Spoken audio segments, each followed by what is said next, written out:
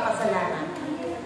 Dahil biyaya ito at pagkapalan na nagmula sa ating amang nasa langit. Ang ating ina sa ating ubasan na may ipapasalamat siya na napakalaking biyaya. Tatawagin ko na ang ating ina na minamahal, ina natin. Inang bayan. Walang pagkakalakpa. Magandang hapon ng mga Yahweh, kayo mga kapatid, magandang hapon. I-share ko lang yung nangyari sa amin Tuesday dahil check up lang dapat ng asawa ko ng Tuesday na check up lang dapat ng asawa ko ng Tuesday nagkataon hindi kami pinauwi dahil inaatake na pala sa puso at saka yung masostroke na pala siya. Kaya namin pinauwi. Nagtatanong na kami ng asawa na mag-ina na kung i-admit namin dahil wala kami pera. Tapos sabi ni doktora, anong ginagawa ko, Russell?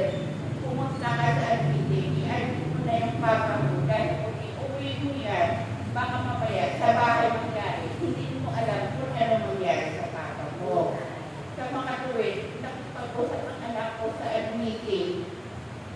Napakabuti talaga ni Ama dahil wala kaming hasil na na-admit namin yung asawa ko. Sabi nga sa akin sa admitting, kami ang bahala, Russell. Huwag kang mag-alala. Kami ang bahala.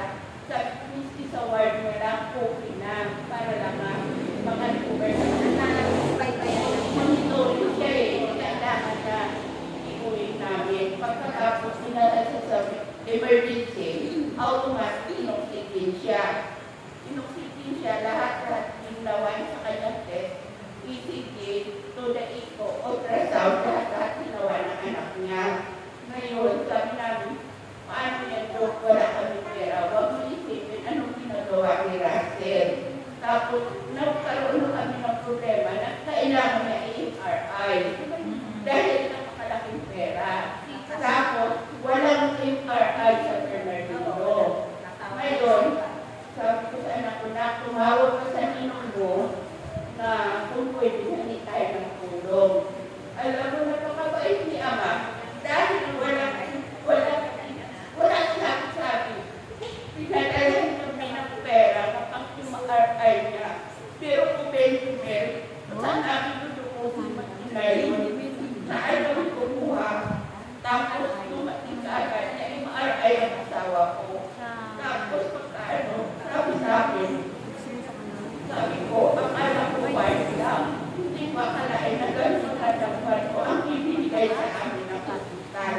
Kasi daw, ano daw yun, na mga empleyado.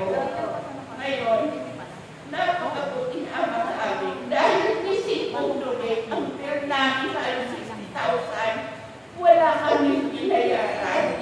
Wala talaga kami nisipo na kauwi kami, wala kami binayaran.